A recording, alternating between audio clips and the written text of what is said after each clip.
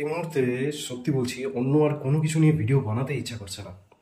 সাধারণত আমি মানে ভিডিও বানাই একটা নির্দিষ্ট টপিক নিয়ে, কিন্তু আমি জানি যে এইসব সমালোচনা করা বা কাউকে নিয়ে কিছু বলা এটা আমার ভিডিওর টপিক না।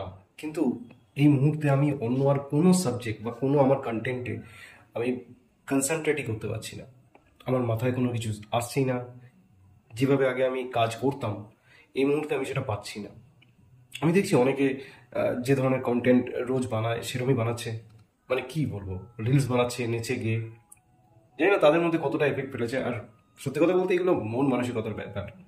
এগুলো মন থেকে আসে, মানে মানসিকতা থেকে আসে।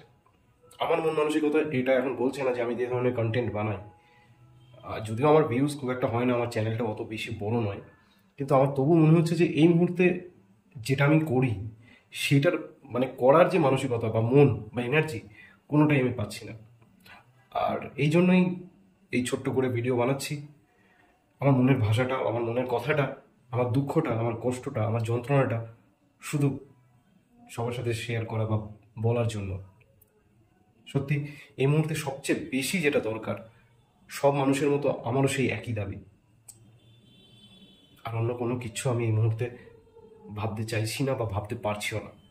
আর যারা করছো, যারা রিলস বানাচ্ছো, যেভাবেই বানাচ্ছো, একটু ভাবো এই মুহূর্তে কি সত্যি মানে ওইখান থেকে বেরিয়ে এসে একটু অন্যভাবে ভাবা যায় না? সবার সাথে একটু প্রতিবাদে সামিল হওয়া যায় না? একটু ভাবো।